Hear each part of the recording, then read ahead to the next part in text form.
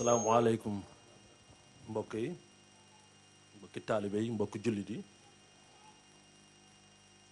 sama kàddu yu njëkk ci wolof laa koy def ndax kàddu yi sargal lay doon jëmale ko ci daayira Taverny ci liggéey bu am solo bi nga xam ne ñu ngi koy def te muy liggéey boo xam ni man mën naa wax ne lu sëñ Touba fonk la ndax sëñ Touba ko xam ni xam rek ko ñor léppam xam-xam la lu nit gàttub nopp dégg nga ni ay téere la daan teg ci lal di leen sotti cuuraay ak laj ko lañ moom di toog fa suuf kon kuy def loolu yu téere xam nga ni dara gënul kawe xam-xam ci yow kon jàpp naa ni lépp lu taalibe def te yëkkatiwul xam-xam xëj na la muy def am na solo waaye des na lëf kon ci loolu laay tàmbalee pour sargal leen li ci desit mooy di sargal Souleymane Diouf mi nga xam ni mooy jawrinu daayira bi ak Gora Diop particulièrement Gora mi nga xam ni moom ginnaaw yàlla mooy sama càllale gi nga xam ni moom a lënkale ak bokki Taverny parce que am na dëkk yu may faral di dem di fa gëstu ci sama liggéey ak yooyu waaye wax dëgg yàlla Gora moom bokk na ci ñi nga xam ni ñoom ñooy sama càllale diggante France ak fa ma nekk di jamono bu ne muy jokkalante ak man te ginnaaw yàlla ak yonante bi moom moo ma invité yëgal ma li xew fii toppatoo ma ba ma teew fii. La communauté de Taverny m'a demandé de réfléchir un peu sur l'étape de Mbacké Kadior dans l'itinéraire de vie de Cheikh Ahmadou Bamba. Je commence toujours mes conférences causeries dans la communauté mouride en me présentant. Je ne suis pas un islamologue, je suis un historien. Et je suis un historien classique.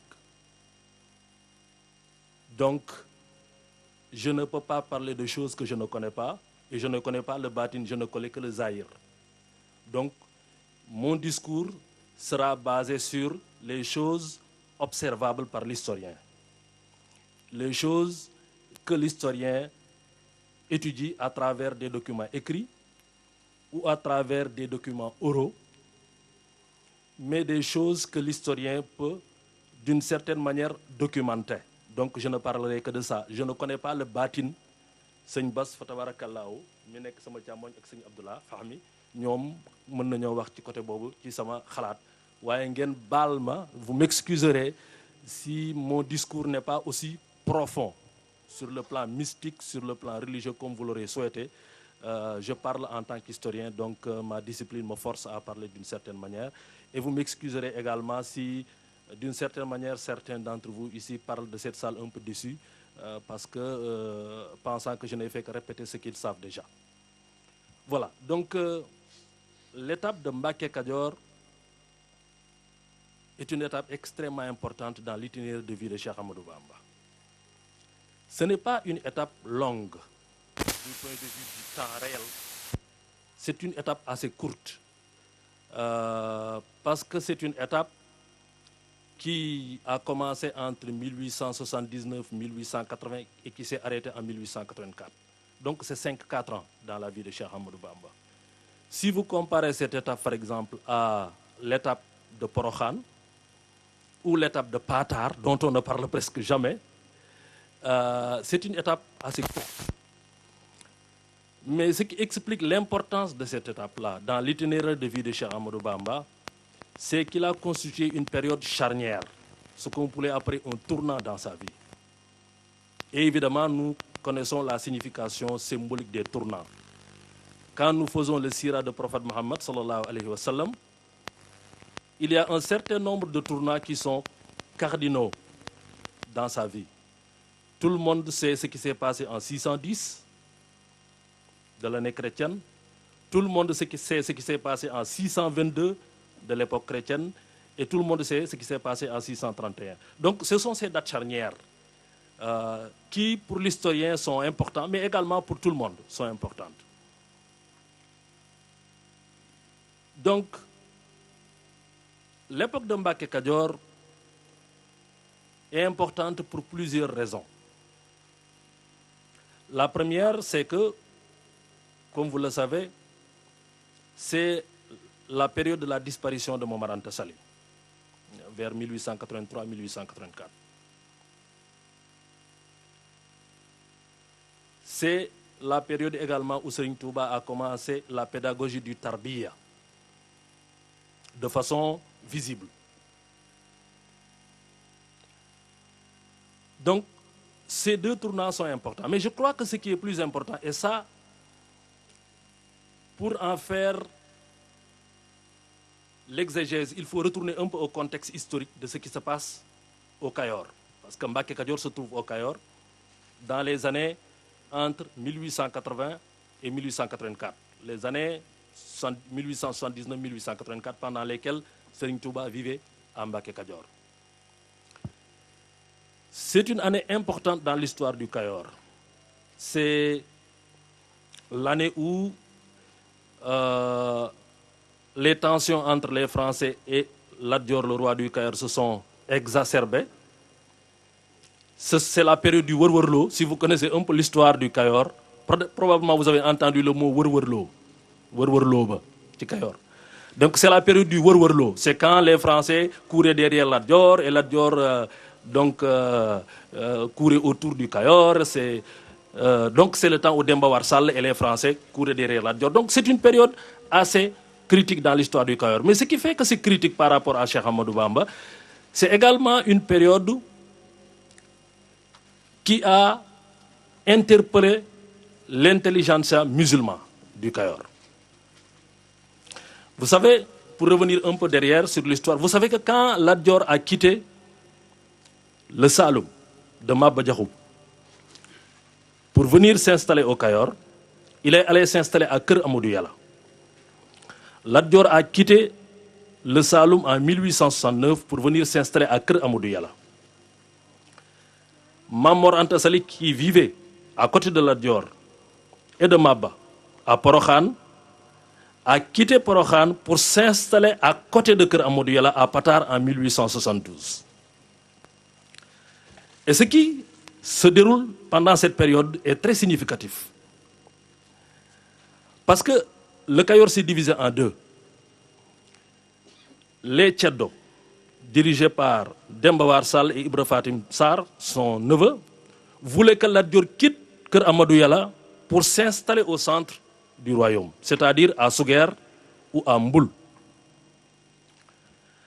Mame Mor Anta Sali, Khali Baba Diakhoumpa, Madiakhaté Kala et les conseillers musulmans de Lat Dior voulaient que Lat Dior reste à Kër Amadou Yalla.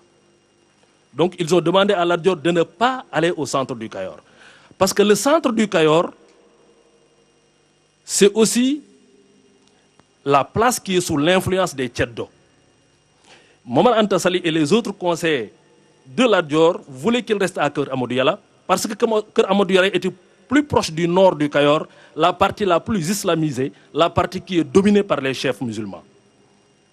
Donc un conflit s'est installé, d'une part entre les Tcheddo qui veulent que Lat Dior revienne au centre du Kayor et les chefs musulmans et les conseillers de Lat Dior qui veulent que Lat Dior reste à Kër Amadou Yalla. Donc c'est une tension qui s'est développée et cette tension-là a divisé également les musulmans. Certains disant que oui, Lat Dior doit retourner parce que traditionnellement, les rois du Kayor ont toujours vécu à Souguer et à Mboul, donc il doit retourner. Alors que les Momar Anta Sali et consorts voulaient vraiment que Lat Dior soit un chef musulman. Ils ont dit à Lat Dior, maintenant que tu es devenu un musulman dans les mains de Maba, il faut que tu gouvernes comme un musulman. Et tu ne peux pas gouverner comme un musulman si tu es entouré par les Tcheddo. Il faut que tu restes ici et gouvernes comme un musulman. Donc, c'est un débat important qui s'est instauré. Ce débat a des ramifications dont je parlerai tout à l'heure. Donc, pour le contexte historique, je crois que c'est très important. Maintenant, une fois que Lat Dior lui-même a décidé de quitter Kër Amadou Yalla sous la pression de Demba War Sall et s'installer à Souguer, Momar Anta Sali lui aussi a attendu un temps avant de le suivre et il s'installe à Mbacké Kadior à peu près 20 km de Souguer. Il est toujours conseiller de Lat Dior, mais il prend ses distances petit à petit par rapport à Lat Dior. Il s'installe un peu à la frontière du Baol et du Kayor. Et c'est là où l'histoire devient intéressante. Parce que maintenant, Serigne Touba lui-même, qui est devenu, qui s'est développé qui est passé par un certain processus de maturation, a commencé à affirmer son identité, clairement. Et c'est une identité qui est en conflit avec l'identité musulmane, particulièrement des oulémas du Cayor en ce temps-là. Et ça, Serigne Bassirou nous le dit, par exemple, si vous regardez Minanul Bakhil Khadim, Serigne Bassirou nous dit que dans l'étape de Mbacké Kadior, Serigne Touba était déchiré par deux sentiments. C'est dans Minanul Bakhil Khadim. Il dit que d'une part, son amour pour Dieu voulait qu'il tourne le dos au monde et se consacre entièrement à Dieu. Deuxièmement, il avait beaucoup d'affection pour son père, qui était lui-même un cadi de Lat Dior, un enseignant, mais également quelqu'un qui conseillait beaucoup de personnes. Et il y avait une sorte de conflit entre ce rejet du monde auquel Cheikh Amadou Bamba aspirait et le fait qu'il aimait son père, voulait obéir son père, voulait travailler avec son père. Serigne Bassirou nous en parle un peu dans Minanul Bakhil Khadim. Donc, ce déchirement, ce conflit, ces contradictions au sein de Cheikh Amadou Bamba lui-même vont exploser maintenant avec le départ de Momar Anta Sali en 1883, avec son décès en 1883. Et même avant ce départ-là, on peut dire que le conflit était là-bas, parce que peut-être le premier symptôme, et certainement vous êtes au courant de cette histoire, c'est lorsque Serigne Touba, un jour, est revenu dans la maison de son père et a retrouvé tout jeune, tout couleur, en train de réciter le Coran. Cette histoire également est racontée par Serigne Bassirou Mbacké et d'autres. Lorsque Serigne Touba a vu ces deux tout-couleurs réciter le Coran et qui sont des étrangers dans la famille, il s'est posé la question. Il a demandé qui sont ces gens-là. On lui a répondu que ce sont des esclaves qui ont été offerts à Momar Anta Sali comme part du butin après la défaite de Ahmadou Madiou, de Madiyanké. Serigne Touba a dit que non, c'est pas possible. On ne peut pas garder des musulmans esclaves, c'est contraire à l'islam. Ces jeunes musulmans qui résident le Coran doivent être libérés, ils doivent partir. Ils ne peuvent pas être des esclaves, on ne peut pas les réduire en esclavage. Bon.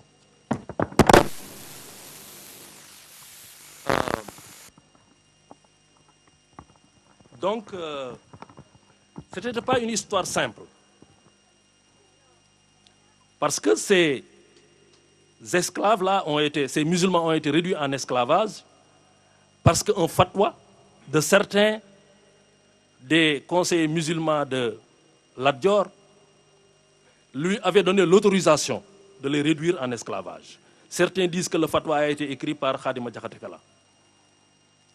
Et certains disent que Khali aurait dit que ces gens-là sont des esclaves légitimes parce qu'ils sont sortis de l'islam. On ne peut pas les considérer comme des musulmans, ils ont apostasié, puisque leur chef lui-même s'est déclaré prophète. Et une fois qu'on se déclare prophète, dans l'islam, on est hors de l'islam. Donc c'est un butin légitime. Et quand ces questions ont été, quand on a donné cette justification à Serigne Touba, Serigne Touba a dit, qu'est-ce qui a dit que Ahmadou Madiou s'est déclaré prophète, qu'on appelle aussi Ahmadou Cheikhou, dans la langue, dans l'historiographie wolof. Les gens lui auraient dit que ce sont les gens de Lat Dior qui l'ont dit. Les gens du Cayor, les nobles du Cayor ont dit que Ahmadou Madiou a dit qu'il est prophète. Donc, une fois qu'il est prophète, quand on le tue, donc il est sorti de l'islam. Ceux qui l'ont soutenu sont sortis de l'islam. Ils sont donc des esclaves légaux. Alors, Serigne Touba a dit, c'est parce que ses ennemis l'ont dit que vous dites qu'il est sorti de l'islam. Ses ennemis ne peuvent pas être des témoins à charge contre lui. C'est impossible. Donc, cet argument lui-même ne tient pas. Donc, ce fatwa lui-même ne tient pas. Et en rejetant ce fatwa, Serigne Touba n'était pas seulement en train de rejeter un fatwa, mais il est en train de rejeter une tradition, une très longue tradition musulmane au Cayor, une tradition de collaboration entre les chefs religieux et les musulmans du Cayor. Donc, cette première étape, cette histoire est longue, parce que ça ne s'est pas arrêté là. Certaines sources nous disent que, par exemple, Lat Dior, Serigne Bassirou aussi en parle, Lat Dior avait demandé que Serigne Touba vienne justifier sa position devant les autres oulémas, etc. Serigne Touba aurait écrit cette lettre, certainement dont vous êtes au courant, où il a dit que un saint dans la maison d'un roi, c'est comme une mouche sur des excréments. Donc, en citant un certain Ibn Maslama, je crois, en disant que, donc, vous connaissez la tension, je ne reviens pas là-dessus. Mais pour moi, ce qui est important, c'est la signification. La signification, c'est une nouvelle identité musulmane qui est en train de se développer. Et cela se développe déjà au temps de Momar Anta Sali. Cette tendance va simplement s'accentuer. Et là aussi, je raconte une anecdote que vous connaissez tous certainement. C'est lorsque Serigne Mor Anta Sali est décédé et que Serigne Mandoumé Mar Syll a été appelé à faire l'éloge de l'homme, ou l'élégie donc de Momar Anta Sali. Il semble qu'après qu'il a fini de faire son éloge, il a demandé à Serigne Touba de le suivre pour aller être présenté au roi, etc., parce qu'il souhaiterait que la tradition entre Momar Anta Sali et Lat Dior puisse continuer, etc.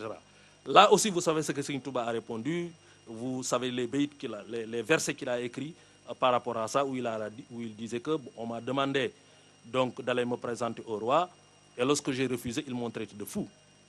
Mais si ma folie, c'est la fidélité à Dieu, à son message, alors c'est une folie pour laquelle je suis très fier, et je préfère être ce fou que d'être parmi les gens qui soutiennent les rois. Donc, c'est une identité musulmane nouvelle, en rupture avec l'identité musulmane ancienne des oulémas, qui commence à se développer déjà en Mbacké Kadior. Mais pour moi, ce qui est important, et je peux dire que c'est important également pour Serigne Touba, c'est que c'est une histoire qu'il documente. C'est-à-dire, ce ne sont pas seulement des actions, ce n'est pas des réactions éphémères ou émotionnelles, non. Ça aurait été des réactions éphémères ou émotionnelles, bon, les gens en parleraient et c'est fini. Mais Serigne Touba a pris le temps d'écrire ça. Il a écrit. Je crois que Serigne Bass Khelcom peut nous citer. Donc, ce qu'il a dit dans ce bayit où il dit qu'on m'a demandé d'aller à la porte des rois, etc. Donc, c'est important. Parce que l'écriture, c'est un témoignage pour le futur. C'est un témoignage pour le futur. Donc, ce que Serigne Touba faisait, il l'écrivait pour nous. Pour lui-même certainement et pour nous. Donc, ce n'est pas un hasard, ce n'est pas une virgule dans son histoire, mais c'est une rupture profonde. Et elle est consciente. Et elle est consciente. Elle est consciente parce que non seulement elle est écrite, mais elle est argumentée. Il a fait ce qu'il a fait, il l'a écrit et il a argumenté pour ça. Donc c'est un tournant. Et pour moi, c'est la première fois. Serigne Touba avait écrit avant ça. Je crois que Diawourou Nafis a été écrit avant qu'il ne vienne à Mbacké Kadior. Ça a été écrit à Patar. Mais c'est la première fois que, d'après mes informations, que Serigne Touba commente sur la vie de tous les jours, sur la vie religieuse et sur la vie politique du Kayor. Avant cela, il a écrit des choses, mais c'était plutôt pour l'éducation, etc. Mais c'est la première fois qu'il participe à l'histoire politique du Kayor. Parce que ça, c'est un acte politique. Ce qu'il avait fait, c'est un acte politique. Et il en était conscient, puisqu'il l'a écrit et il l'a documenté. Donc, pour moi, c'est l'une des raisons pour lesquelles Mbacké Kadior est extrêmement importante. Les autres aspects importants de Mbacké Kadior, c'est ce qui s'est passé après le décès de Momar Anta Sali.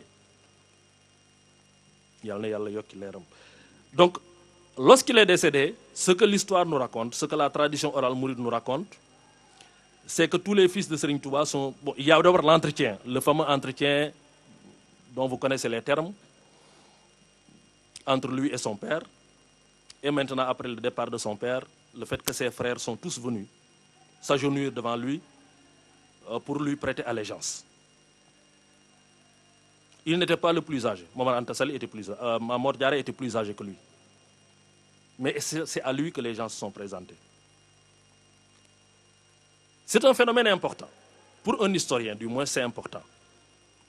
C'est très rare dans la société wolof qu'après la mort d'un père, que les fils viennent s'agenouiller devant leurs frères. Surtout dans nos familles élargies, où vous avez des enfants qui appartiennent à plusieurs mères. C'est très rare dans l'histoire wolof. Ce que l'on voit la plupart du temps, c'est les compétitions, c'est les conflits, c'est les tensions. Y compris dans les familles de Domi Sokhna. Y compris dans les familles de Domi Sokhna. Donc c'est extrêmement rare que l'on voit un consensus qui se construit autour de quelqu'un. Particulièrement si quelqu'un n'est pas le plus âgé de la famille. Donc un tournant également extrêmement important qu'il faudra analyser. Et plus tard, je dirai quelque chose sur ça.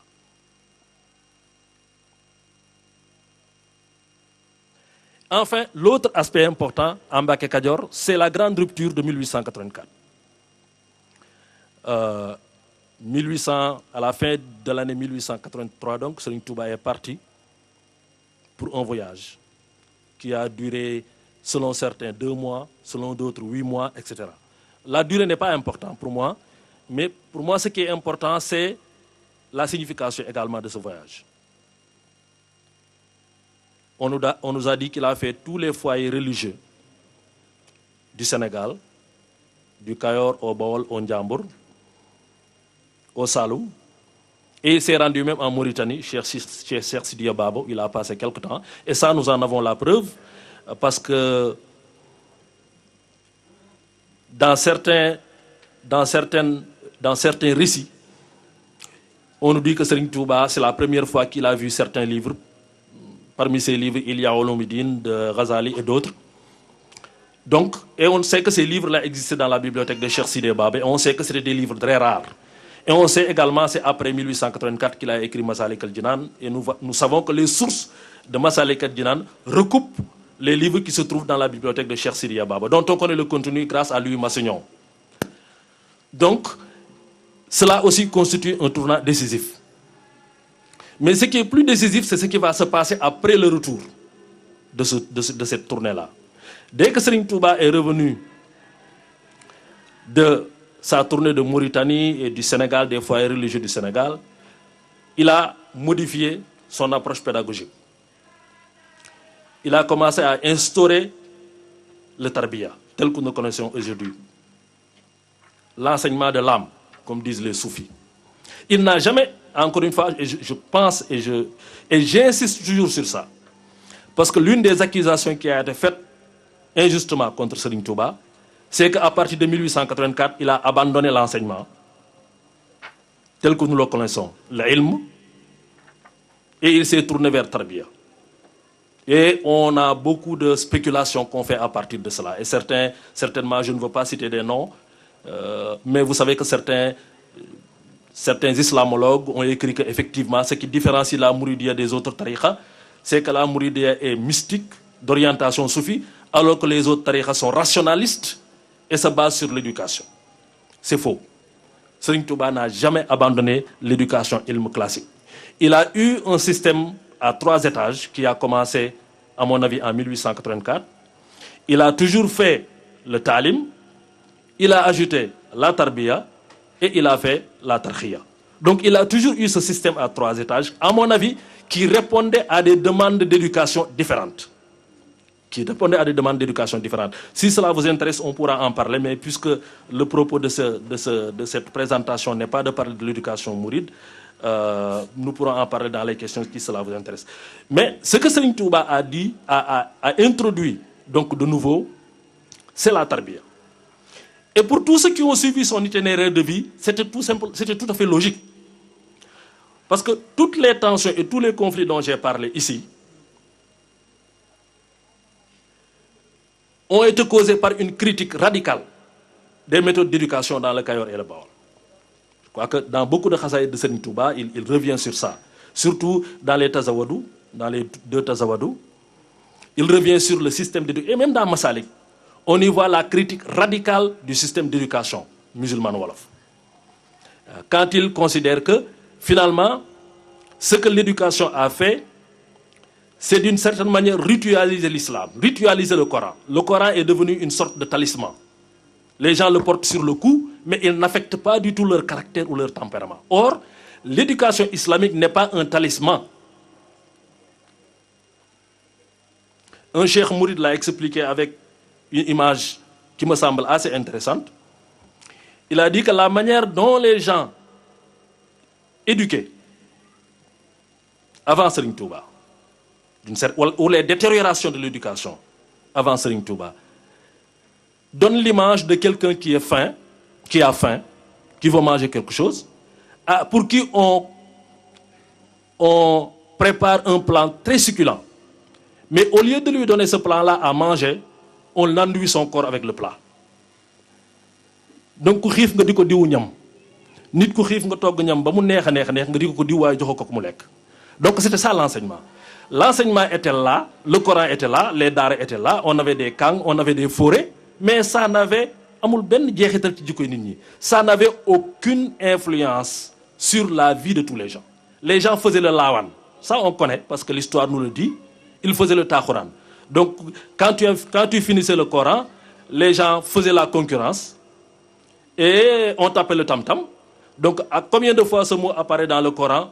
On dit, ça apparaît 2 fois, on dit dung dung 3 fois, dung dung dung 4 fois. Celui qui gagne, gagne le contest. Et compléter le Coran vous permettez d'être un jeune célèbre. Les gens faisaient leurs dreadlocks, les Jimberi Keleng, donc Rasta. Et ils faisaient le tour des villages. Quand ils avaient fini leur Coran, on leur donnait les offrandes. Et certains Domi Sokhna disaient que je ne donnerai jamais ma fille à quelqu'un qui n'est pas Kang Foré. Donc Kang Foré, vous ouvrez la porte à des familles prestigieuses, etc. Je ne dis pas que c'est mauvais. Certainement, quand on a le Coran dans le cœur, on sait ce que le prophète a dit sur ça.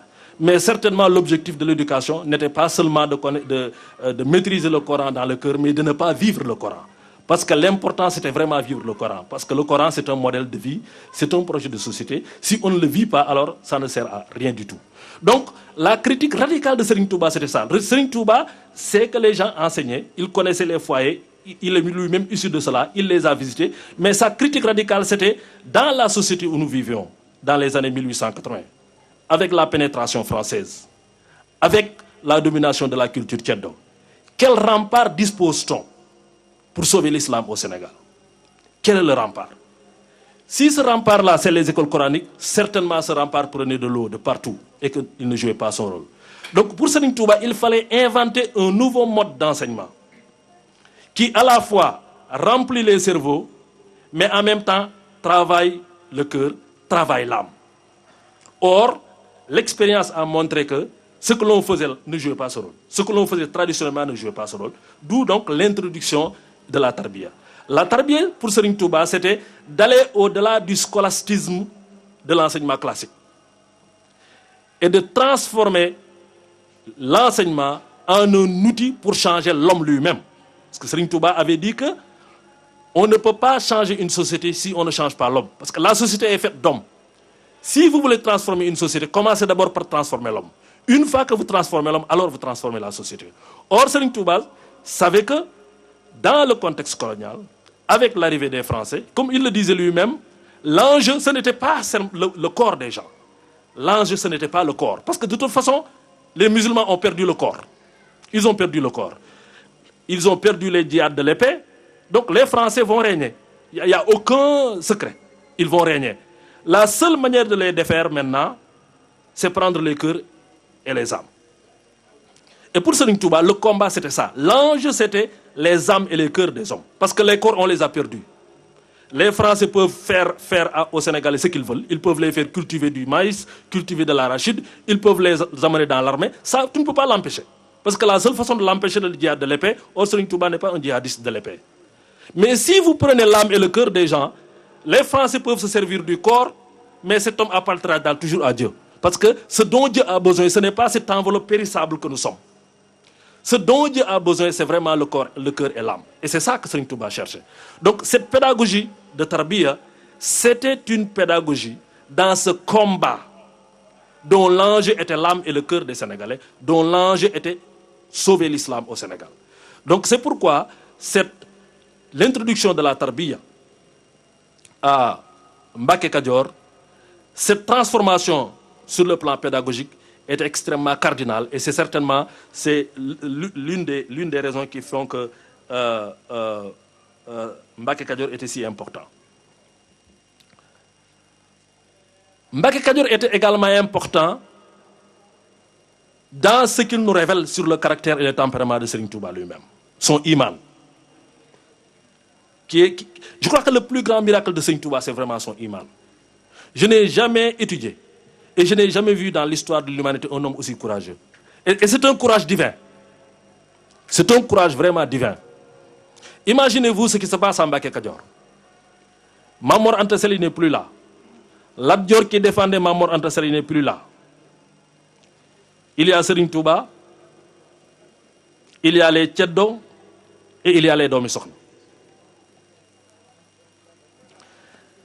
Les Domi Sokhna ne sont pas du tout contents de lui.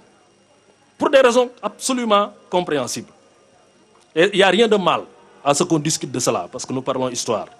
Évidemment, tous ces Domi Sokhna sont devenus après des mourides, mais il est utile de revenir un peu sur l'histoire. Pourquoi ils n'étaient pas contents? C'est tout à fait humain qu'ils ne soient pas contents. Un être humain n'est rien que son histoire et sa culture. C'est ce que nous sommes. Nous sommes des animaux culturels. Quand quelqu'un se lève un jour pour vous dire que tout ce que vous avez fait dans votre histoire ne répond pas à vos objectifs et qu'il faut changer. Plus particulièrement lorsque cet individu qui parle peut être votre fils ou votre petit-fils. Ça pose problème. Parce que quel est le référent de ces Domi Sokhna? Leur référent, c'est se mettre au pied d'un cheikh, d'un maître, et apprendre le Coran par cœur. C'est ce qu'ils connaissent. C'est ce qui fait leur valeur. C'est ce qui donne signification à leur vie. Quand quelqu'un vous dit que nous avons dépassé cette façon de faire, même s'il ne vous le dit pas, parce que Serigne Touba est un homme qui a beaucoup de respect, un homme de pudeur, mais un homme d'un caractère en acier. En acier. Donc il ne vous dit rien, mais il fait ce qu'il fait. Quand il introduit la tarbiya et persiste dans sa voie, malgré les critiques extrêmement féroces contre lui, malgré les attaques contre lui,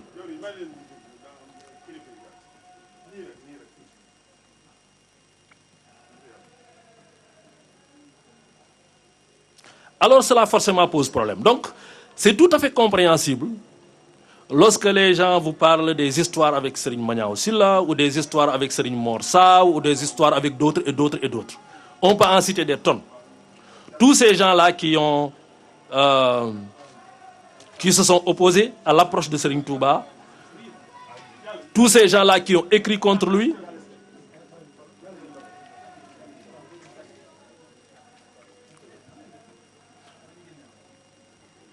donc pour moi, c'est tout à fait naturel, c'est tout à fait compréhensible que cette rupture puisse créer des vagues. C'est tout à fait normal que cela se passe. Dans toute société, les révolutions et les changements rencontrent des résistances des forces traditionnelles. Parce que Serigne Touba était ce qu'on peut appeler un intellectuel organique qui comprenait très bien les aspirations et les besoins de sa société, et qui essaie de trouver une solution aux aspirations et aux besoins de cette société. Face à lui se trouvaient des intellectuels traditionnels qui ont servi de faire valoir de cette société, dont le prestige reposait sur le modèle de société. Et c'est tout à fait normal que ces intellectuels traditionnels ne puissent pas comprendre les arguments, la stratégie et la méthode de l'intellectuel organique donc, que Serigne Touba représentait. Donc cela, c'est tout à fait normal, c'est tout à fait acceptable. Mais ce qui me paraît ici remarquable, c'est la résistance de Serigne Touba. C'est le fait qu'il n'a jamais fait de compromis sur ces questions. Et qu'il était prêt à persister dans la vérité, même s'il devait le faire avec un groupuscule de personnes. Et c'est exactement le cas. Si on se rappelle l'histoire de Darou Salam, je pense que tout le monde se rappelle, on en parle beaucoup, du moins nous qui sommes de Darou Salam, et de Gawan, nous savons l'histoire de la première case construite à Darou Salam, que Serigne Touba, avec ses disciples, ne pouvait pas soulever. Donc, ils n'étaient pas nombreux du tout. Ce qu'on lit dans ça, comme historien, c'est qu'ils n'étaient pas nombreux du tout à Darou Salam, et que lorsqu'ils ont appelé pour l'aide à Mbacké, les gens ont dit que non, il n'est pas question d'y aller, ou bien le premier qui ira n'aura plus de femmes dans cette localité. Donc, n'y allez pas. Donc, quand nous racontons ces histoires-là, ce n'est pas parce que nous mettons un doigt sur une personne ou une autre, mais c'est la vérité historique, il faut la dire et il faut en tirer les leçons. Et pour nous, c'est des leçons que nous apprenons. Cela ne signifie pas, encore une fois, que ces gens-là étaient mauvais. Pas du tout. Pas du tout. Ça signifie simplement que c'est comme ça qu'un être humain réagit. Lorsque vous êtes dans une culture, lorsque vous êtes dans une société, vous y vivez, vos ancêtres ont vécu de cette manière-là, c'est ce que vous connaissez. Quand quelque chose de nouveau se passe, c'est tout à fait normal que vous soyez sceptique, que vous résistiez. Jusqu'à la preuve vous sera offerte que ce qui arrive est mieux que ce qui était là. Donc, nous, en tant qu'historiens, nous comprenons très bien que c'est naturel. Ce n'est pas que les gens là étaient mauvais. Ils ont simplement agi comme des êtres humains. Ceux qui ont suivi Seigne Touba dans sa démarche, ce sont des gens, ça arrive dans l'histoire. Ce sont des gens que Dieu a éclairés, simplement. Plutôt que les autres. C'est des gens que Dieu a éclairés plutôt que les autres. C'est simplement des choses de chance, mais ce n'est pas que ces gens-là étaient mauvais. Et en le disant, je n'essaie pas de jeter l'anathème sur qui que ce soit. J'essaie simplement de tracer l'itinéraire de Cheikh Amadou Bamba et de voir quelles leçons donc tirer de ces itinéraires-là. Je crois que je vais résumer ce que je viens de dire et m'arrêter là pour donner aux autres l'opportunité donc de continuer. Mbacké Kadior, donc, pour moi, sur le plan temporel, est très court. C'est 1879-1884. Mais du point de vue de l'itinéraire de vie de Cheikh Amadou Bamba, c'est peut-être l'une des étapes qui ont le plus de signification. Pour la première fois, il s'est affirmé comme un intellectuel musulman de rupture avec les traditions classiques. C'est une rupture qui a été vécue, mais qui a été également théorisée. Vécue dans le sens des tensions dont j'ai parlé tout à l'heure, tensions avec Khali Madiakhaté Kala, qui ici représente, ce n'est pas ce qu'on dit que Khali a fait, la plupart du temps, ce n'est pas lui, mais qu'il est un symbole de l'intellectuel du ulama musulman, donc du Cayor de son temps. Donc, sa confrontation avec les ulamas classiques ou les intellectuels musulmans traditionnels du Cayor, mais également son positionnement extrêmement clair en rupture avec tout ce que les gens connaissaient en ce moment-là, qui s'est affirmé avec les histoires de Mondoubé Marsil, qui montre encore le genre d'individu que Serigne Touba était.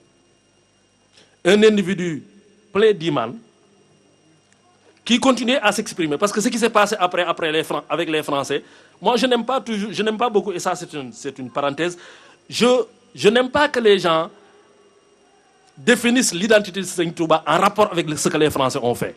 Non, les Français n'ont pas défini Serigne Touba. Sa résistance par rapport à la France, tout ça, son attitude par rapport aux Français, tout ça à mon avis, existait déjà avant le contact avec les Français. Donc ce que Serigne Touba a montré avec les Français, ce n'est pas quelque chose qui est une réaction. Non, c'est quelque chose qui est profondément enraciné dans son tempérament, dans sa personnalité et dans son iman. Ça s'est exprimé au Cayor, ça s'exprimera plus tard avec les Français. Mais les Français ne définissent pas Serigne Touba. Pour moi, l'histoire des Français et de Serigne Touba, elle est importante d'une certaine manière, mais c'est une histoire périphérique par rapport à ce que Serigne Touba représente. Il est beaucoup plus important que ce qui s'est passé avec les Français. Donc, je ferme cette parenthèse.